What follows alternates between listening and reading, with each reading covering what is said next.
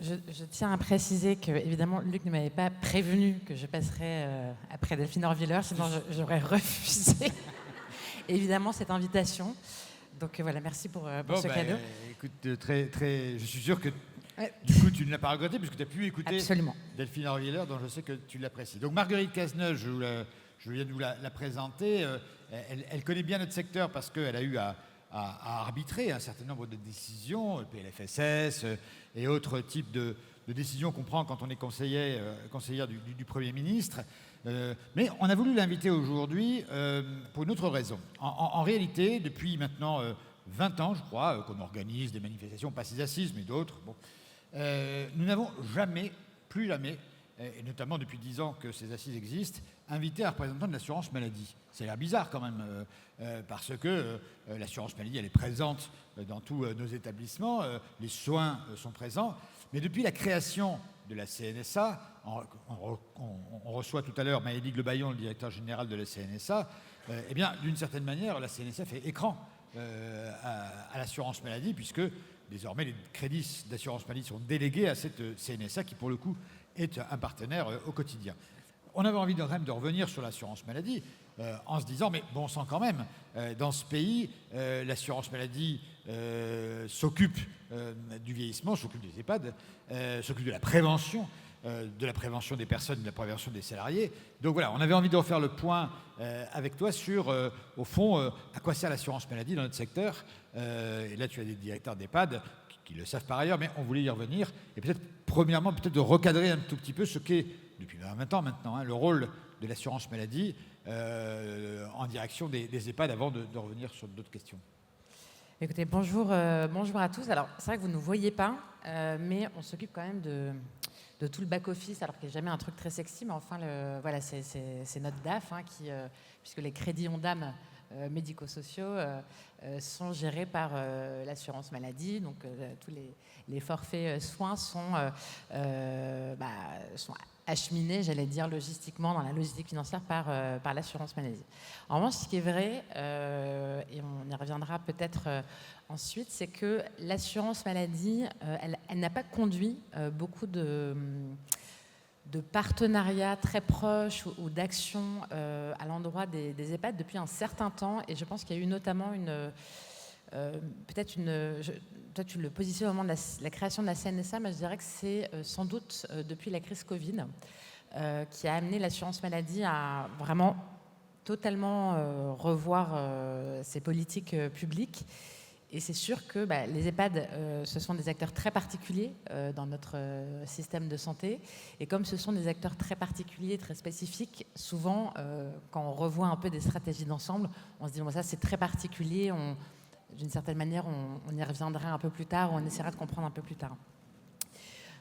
Peut-être, du coup, si tu me permets, de vous dire un peu sur quoi l'assurance maladie travaille. À la fois les missions, du coup, qui nous concernent directement, et puis aussi les réflexions que vous avez de manière plus générale, puisqu'on en parle beaucoup en ce moment, sur l'impact du vieillissement sur les dépenses d'assurance maladie. Oui. Alors, on a, donc, au moment de la crise Covid, alors évidemment, chacun d'entre vous a connu de manière très intime et professionnelle cette crise Covid. C'était la même chose, évidemment, pour l'assurance maladie qui s'est tout d'un coup retrouvé avec une mission nouvelle qui a été celle d'organiser la vaccination, d'acheminer des tests, de faire un système d'alerte, de tracing, etc. Bref, parmi tous les acteurs, effectivement, l'assurance maladie, elle a eu un rôle à ce moment-là particulier, mais je n'y étais pas encore. Et je vais rejoindre l'assurance maladie juste après la crise Covid. Donc on était dans une situation effectivement de fin de quoi qu'il en coûte, où il y avait une très forte mobilisation des soignants, et puis aussi, alors je ne sais pas si ça a été la même chose, mais je pense quand même aussi dans votre secteur, une reprise de sens aussi, y compris par les agents de l'assurance maladie qui, tout d'un coup, s'étaient vus investir d'une mission, celle de protéger, parce que l'assurance maladie, c'est ça, c'est d'apporter un égal accès à un système d'excellence pour tous. Et donc, l'assurance maladie s'était engagée dans cette crise auprès de plein d'autres acteurs, et je pense qu'elle en est ressortie grandie. La stratégie qui a été la nôtre avec Thomas Fatome, donc, qui est le directeur général ACNAM, c'est d'essayer de pérenniser tout ce qu'il y avait eu de bénéfique pendant cette crise et d'essayer de prolonger les effets positifs. Alors c'est toujours un peu bizarre d'en parler comme ça, mais de ce que ça avait apporté de positif en tout cas pour le système de santé. La première chose qu'on a essayé de faire, c'est, et on y reviendra à la fin, c'est on était dans une période de quoi qu'il en coûte, et donc de se dire, est-ce qu'il existe à un moment donné la fin d'un quoi qu'il en coûte, et ça veut dire quoi de remaîtriser la dépense d'assurance maladie, alors même qu'on voit bien que le système de santé était sans doute sous-financé avant la crise Covid, que tout d'un coup on a levé le couvercle de la casserole. Et comment ça veut dire d'essayer de leur mettre. Donc on travaille à ça depuis quelques années et on vient de sortir un rapport assurance maladie qui est un rapport important puisque c'est un rapport qui nous projette à l'horizon 2030 en matière financière. C'est la première fois qu'on fait ça et c'est un rapport qu'on a co-construit avec les membres de notre conseil, donc les partenaires sociaux, les représentants des patients, des usagers, etc. Pour la faire très courte, on est à 16 milliards de déficit aujourd'hui, donc on a rattrapé, enfin je veux dire, on avait évidemment atteint un point très bas au moment de la crise, un point conjoncturel. On a progressivement rattrapé à mesure que les dépenses conjoncturelles sont parties, mais on est sur un déficit qui reste de 16 milliards d'euros, c'est énorme, un déficit pérenne, et en fait, la bascule, elle s'opère à partir de cette année. C'est-à-dire que normalement, vous avez des crises et puis ça remonte, puis vous avez une crise et puis ça remonte. Bon. En fait, là, on a commencé à remonter et ça y est, on rebascule. C'est-à-dire que d'ici la fin de l'année, on sera à moins 16 milliards d'euros, donc on stabilise et à compter de l'année prochaine, on replonge. Et si on ne fait rien, d'ici 2030, on sera à moins 40 milliards d'euros. Donc on va prendre 5 milliards d'euros de déficit en plus chaque année dans les années qui viennent. C'est juste monumental. C'est vrai que dans le débat public en ce moment, on entend parler de la dette, on entend parler des retraites, etc. En fait, l'assurance maladie, pour l'instant, ce n'est pas un risque qu'on voit beaucoup, mais c'est un risque qui est imminent et qui va aller extrêmement vite, pour des raisons qui sont notamment liées au vieillissement de la population. Et donc, on a écrit ce rapport qui montre, en tout cas très bien, les liens entre le vieillissement de la population et le fait que l'assurance maladie, tout d'un coup, va se retrouver dans un modèle extrêmement compliqué. À tel point que, du coup, dans nos projections, à horizon 2030, on a 43% des personnes dont on estime, donc ça, c'est des chiffres un peu inédits de l'assurance maladie, qu'elles seront atteintes d'au moins une pathologie chronique. Et à 2035, on a un quart de la population qui sera en ALD et les personnes en ALD représenteront 3/4 de la dépense d'assurance maladie. Et donc, ça va aller extrêmement vite.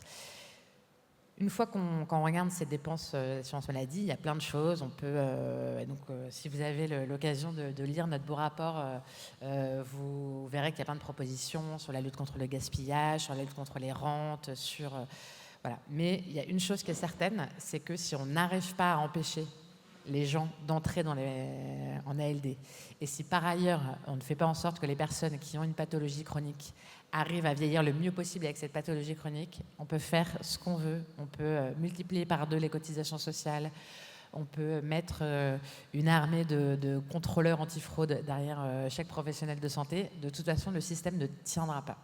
Et donc, on a voulu aussi faire ce petit appel, cette alerte aux politiques, au Parlement, au gouvernement et puis à la société civile pour dire, en fait, là, on est vraiment dans une urgence, mais plus qu'une urgence. Ça veut dire qu'il faut absolument qu'on investisse dans la prévention et il faut impérativement maintenant qu'on arrive à trouver un modèle qui fait qu'une personne qui a une pathologie chronique, elle arrive à vivre le plus longtemps possible, le mieux possible avec sa pathologie chronique, parce qu'en fait, la dégringolade va être très rapide. Pour vous donner en moyenne, donc je prends mes notes parce que je ne les connais pas tous par cœur, mais pour vous donner quand même des chiffres. Alors ça va vous paraître très comptable par rapport évidemment à tout ce qu'on a entendu de très philosophique et de passionnant juste avant. Mais un assuré social aujourd'hui à l'assurance maladie, il coûte 2 980 € par an.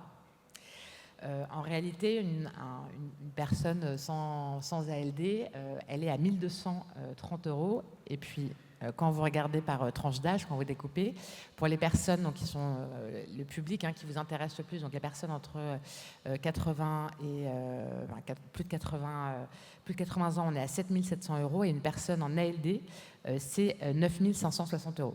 C'est juste pour montrer que, en fait, quasiment la totalité de nos dépenses, elles sont sur ces malades polypathologiques qui ont des pathologies chroniques et qui ont des pathologies qui s'aggravent. Et donc, toute notre attention à l'assurance maladie, elle se situe, j'allais dire, en fait, en amont, le plus en amont possible de l'EHPAD. Et donc, sur la prévention, sur l'organisation des soins, il faut absolument, absolument avoir une population qui vieillit en bonne santé le plus longtemps possible. Donc, ce qu'on a essayé de faire depuis la fin de la crise Covid, c'est de repositionner de manière extrêmement claire et ambitieuse l'assurance maladie sur la prévention. Alors, on a démarré par notamment tout ce qui est la prévention secondaire, sur les dépistages. On n'est pas bon, les dépistages organisés du cancer, on n'est pas bon, donc on a repris le pilotage depuis 2 ans. Tout ce qui se passe dans la petite enfance, les dépistages du trouble du neurodéveloppement, c'est 1 enfant sur 10. On est très en retard sur les dépistages de la fragilité. On est aussi en retard, même si on accompagne en ce moment le programme AECOP, qui est évidemment quelque chose qui vous intéresse. Mais voilà, sur les pathologies chroniques qui conduisent ensuite les patients dans vos établissements. On a fait 5 années des études d'affilée sur les pathologies cardiovasculaires et associées. On a regardé la maladie rénale chronique, on a regardé le diabète, on a regardé l'insuffisance cardiaque. À chaque fois, c'est la même chose. Vous avez, dans 1 cas sur 3, ces patients, ils sont diagnostiqués à un stade aigu à l'hôpital. C'est-à-dire d'une manière ou d'une autre, le système en ville, c'est-à-dire que le système de premier recours, l'assurance maladie, nous tous, on est passé à côté de la pathologie, ce qui veut dire que pour un diabétique, le diabétique, il y a 1 diabétique sur 3 qui est diagnostiqué au stade 3 de la pathologie, c'est-à-dire au moment où il a déjà une comorbidité, il y a déjà une autre pathologie qui est arrivée.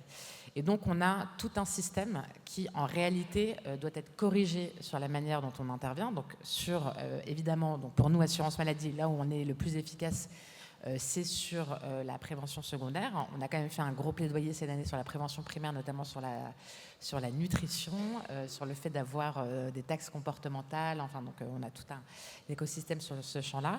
Et puis on travaille aussi sur la prévention tertiaire, qui est une prévention qui vous intéresse aussi beaucoup, puisque depuis le remboursement notamment de la télésurveillance, on accompagne la création des équipes de soins spécialisées. Le but du jeu, c'est qu'un patient, par exemple un patient qui a de l'insuffisance cardiaque, donc ça, c'est souvent des patients qui sont très âgés. Un patient qui a de l'insuffisance cardiaque, en fait, c'est possible, et on a fait une campagne là-dessus.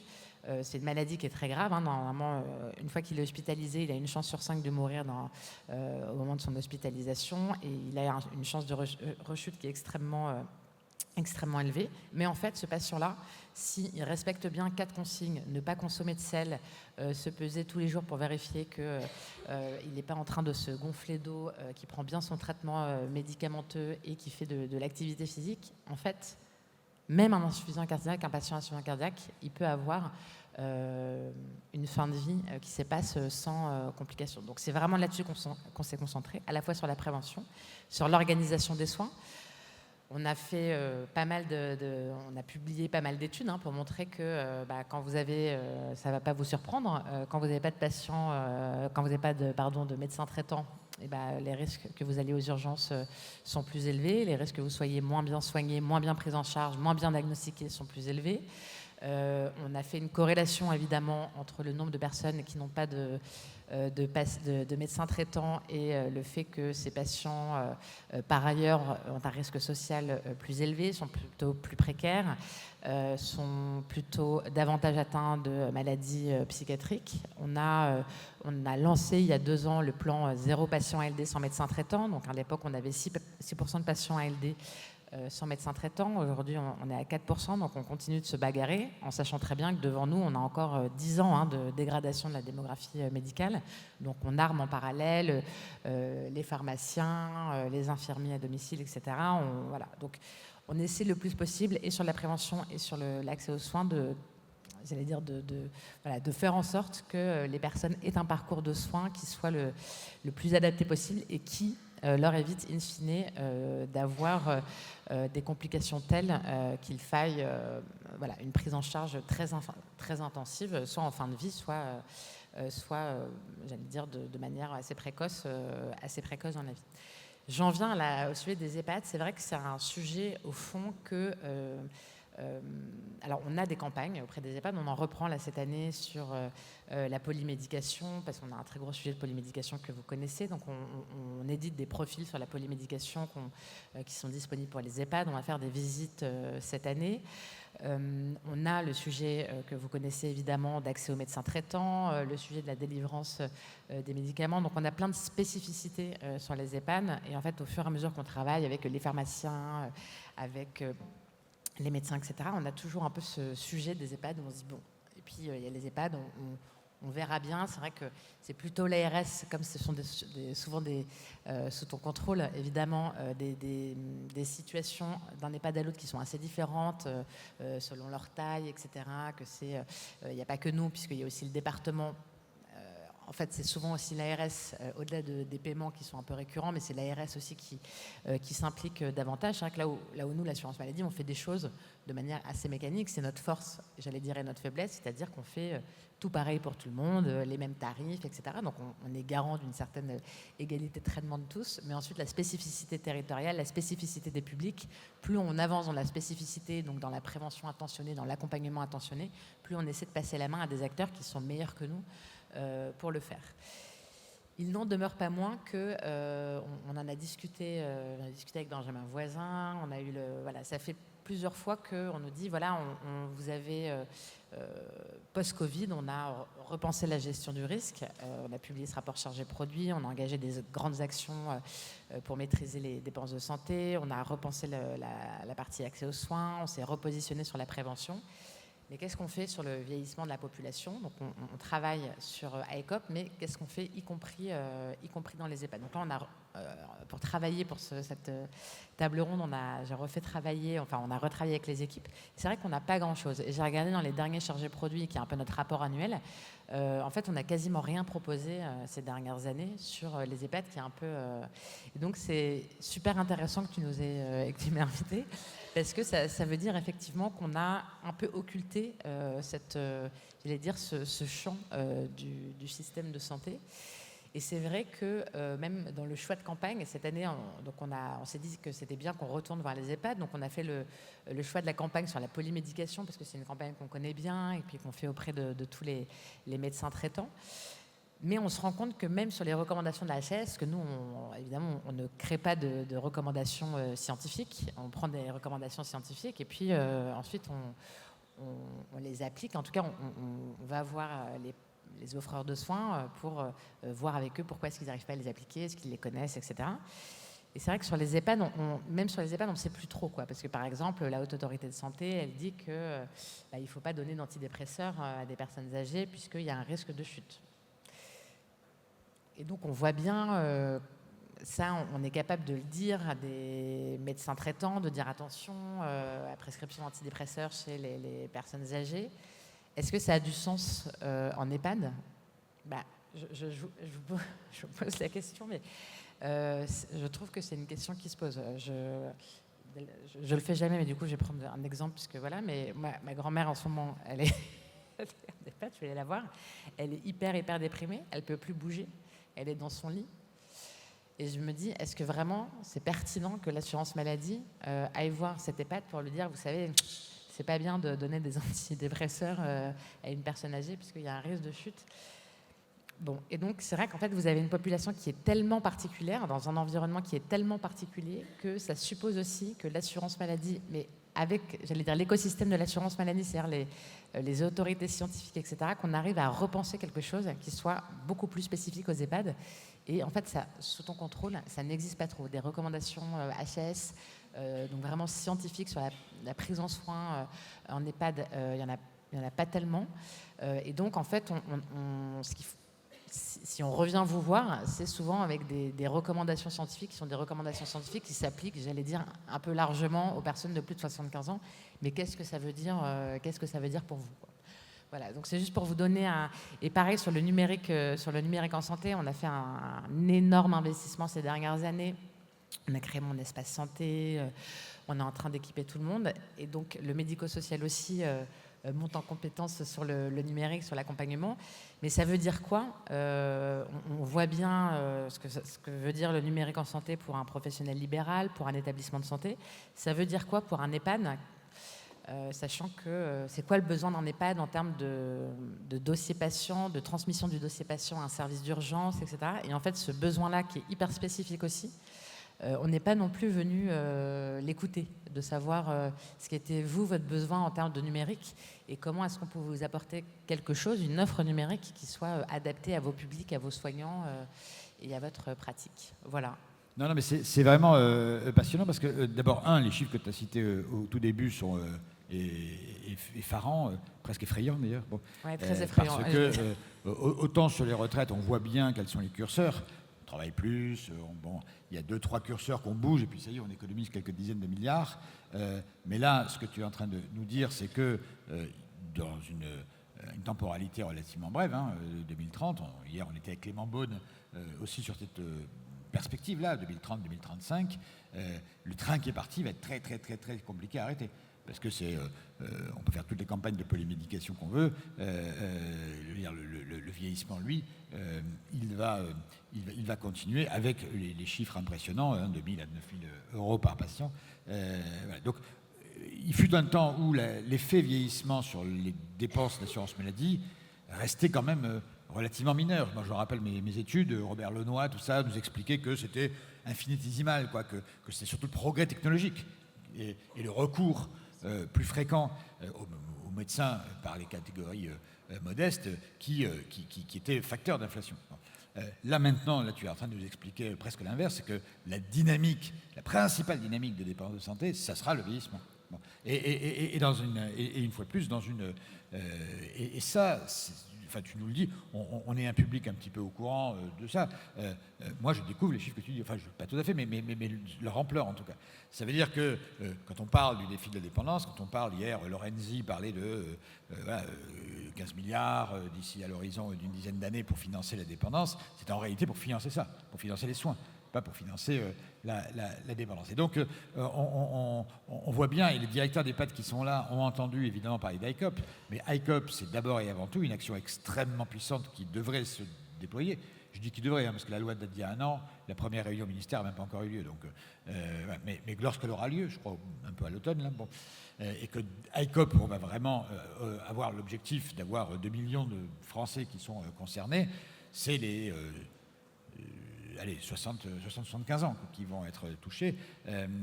Voilà, on pourra peut-être à terme repousser de quelques années le recours à un EHPAD, mais enfin, ça donnera tout ça son effet très...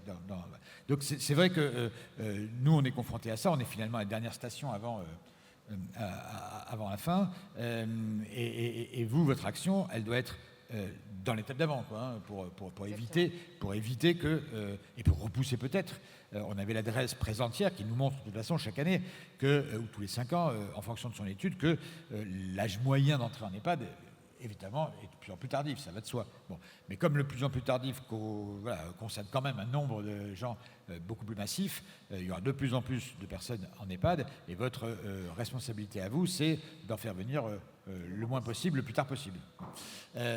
Pour ce qui concerne les EHPAD eux-mêmes, c'est vrai qu'il continue à y avoir des libéraux, des médecins qui sont hors forfait. On a nos forfaits, et là c'est l'ARS qui gère tout ça. Mais vous avez encore un œil sur les dépenses de ville effectuées en EHPAD ? Oui, alors en tout cas, les chiffres que je t'ai donnés, c'était hors Ondam médico-social, hein, c'était Ondam santé, donc les 9 000 euros par assuré. Donc sur de toute façon, si vous voulez une comparaison, l'Ondam santé, c'est 260 milliards d'euros. L'Ondam médico-social, c'est autour de... pardon, qu'est-ce que je raconte, 260 milliards d'euros, c'est ce que j'ai dit. L'Ondam médico-social, c'est 30 milliards d'euros, dont 18 milliards, voilà, à peu près... pour les EHPAD, essentiellement sur les EHPAD, on a un petit peu sur l'aide à domicile, mais c'est essentiellement pour les EHPAD. En fait, paradoxalement, cette dépense-là, c'est pas elle qui nous coûte très très cher. C'est pas la dépense d'EHPAD qui nous coûte très cher, c'est vraiment l'accumulation de dépenses pour des patients qui sont polypathologiques, qui ont des épisodes sanitaires récurrents, qui ont des traitements, en fait beaucoup de traitements qui s'accumulent et qui font que, en fait, à partir du moment où vous avez une pathologie chronique, vous avez tout d'un coup, en fait, mais ça n'est évidemment absolument pas de votre faute, mais tout d'un coup, vous entrez dans un schéma de dépenses voilà, qui devient, qui est rapport x4 par rapport au reste de la population.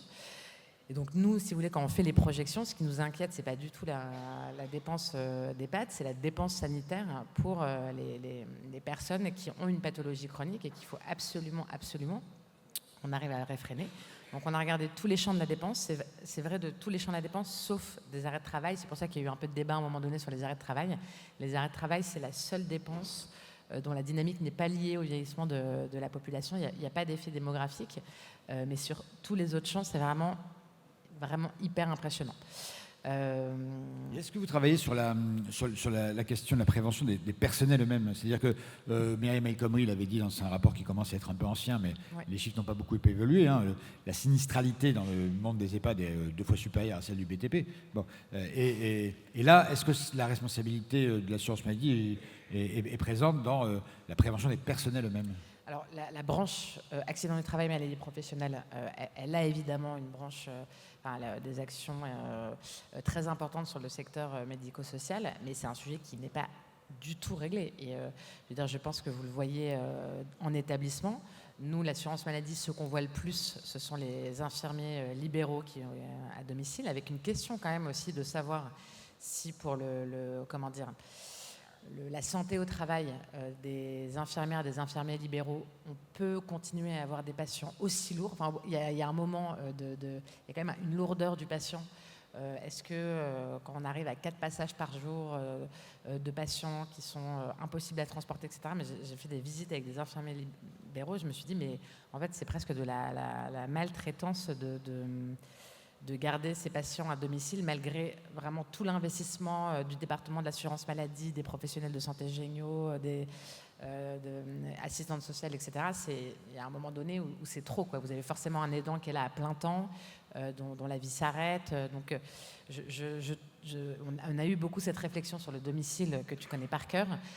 C'est vrai que nous, on a quand même toute une partie de notre action qui concerne le soin à domicile et les patients âgés à domicile. Il va quand même se poser un moment la question, quand même, je trouve, de retravailler avec le ministère, avec peut-être la Haute Autorité de Santé, avec les think tanks, sur se dire, en fait, c'est quoi le moment, à quel moment on se dit qu'un patient, il est mieux en EHPAD que chez lui, et à quel moment aussi ça devient trop dur pour un soignant d'être isolé face à un patient à domicile. Et ça, vraiment, je trouve que ça remonte de plus en plus, a fortiori avec la création du BSI, qui est le bilan de soins infirmiers, qui est un forfait qui permet aux infirmiers de prendre en charge des patients lourds, où en fait on voit qu'il y a énormément d'infirmiers dans certains territoires, là notamment où il y a peu de SIAD, qui font des soins très très lourds au quotidien pour des patients. Et donc nous on souscrit, donc on accompagne pas mal d'associations qui travaillent sur la santé des soignants, mais c'est clair qu'on a encore énormément de choses à faire et qu'on n'est pas du tout au niveau encore de ce qu'il faudrait faire. Bon, bah, écoutez, vous avez compris que les assises ont plein de missions, plein de rôles.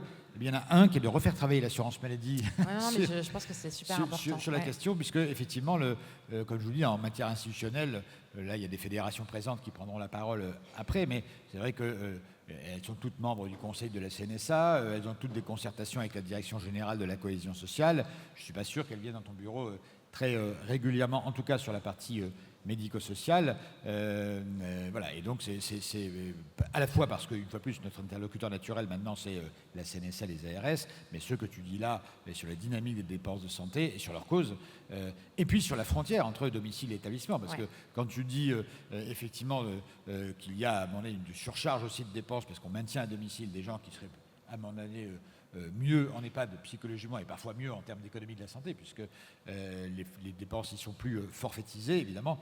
C'est essentiel, de la même façon que de plus en plus d'opérateurs ici sont intéressés par les sorties d'hospitalisation et la fluidité. Mais ça veut dire quoi, sortie d'hospitalisation? Parce que voilà, des patients qui doivent quitter l'hôpital, mais est-ce que l'EHPAD est suffisamment médicalisé pour les accueillir? Absolument. On voit bien que tout ça est en train de bouger et que sur le parcours de soins et donc par conséquent sur les dépenses générées par chacun des patients âgés, cette fluidité dans le parcours est essentielle, de la même façon que le rôle de l'EHPAD sera peut-être à terme repensé. On avait tout à l'heure un sondage auprès de plusieurs centaines de directeurs. Ils étaient 85% à penser que leur établissement sera de plus en plus médicalisé et sera d'abord un établissement de soins. La fable sur le lieu de vie où on joue au bridge, ça s'appellera demain une résidence senior. Bon, et de moins en moins un EHPAD, mais dans ce cas-là, ça veut dire qu'il faut qu'on se reconnecte à l'assurance maladie pour savoir Absolument. comment tout ça. Et d'ailleurs, Jean Lessy, le directeur général de la Haute Autorité de Santé, était là ce matin. Il reconnaissait aussi que sur un certain nombre de recommandations, la HAS a peut-être travaillé un peu plus sur les hôpitaux que sur les EHPAD ces dernières années. Un mot ? Non, mais en tout cas, on a juste esquissé quelque chose, pour démarrer en tout cas ces travaux dans le chargé produit, c'est qu'on a regardé quand même la répartition de des populations entre guillemets entre tous les acteurs, celles qui sont l'âge et le niveau on a regardé si elles étaient à la C2S ou pas, des assurés sociaux âgés, entre infirmiers libéraux, SIAD, CESAD, EHPAD, HAD, etc. On voulait voir s'il y avait des très grosses superpositions ou des choses, parce que c'est vrai que on entend toujours les uns et les autres dire on fait la même chose, mais nous on coûte moins cher. Donc c'est un discours un peu sans fin, parce qu'il y a plusieurs acteurs qui interviennent auprès des personnes âgées. Bon, le premier constat qu'on a fait, qui est assez macro, c'est qu'il n'y a pas de chevauchement ou de gros couacs dans la machine. C'est-à-dire que quand même l'un dans l'autre, l'articulation entre le sanitaire, le médico-social et la répartition sur les tranches d'âge, etc., il est quand même assez pertinent. Mais ensuite, il y a effectivement des histoires de chevauchement. Et puis, la dernière question que tu as posée, qui moi me semble fondamentale et prioritaire, c'est de se dire, et au bénéfice du patient, au bénéfice des soignants, et dans une logique médico-économique, effectivement, comment est-ce qu'on assure cette transition, sachant que, et vous le savez tous, et je termine par là, les médecins ne vont plus à domicile, donc on a nous revalorisé la visite à domicile, mais en sachant très bien que les médecins généralistes ne vont pas à domicile et que, en fait, dans le modèle des 10 prochaines années, on a tellement plus de médecins généralistes traitants que c'est un peu horrible de dire ça, mais c'est presque une perte de temps que d'envoyer un médecin à domicile, puisque le temps qu'il aille à domicile, c'est le temps pour 4 consultations, et qu'en termes d'optimisation du temps médical, voilà.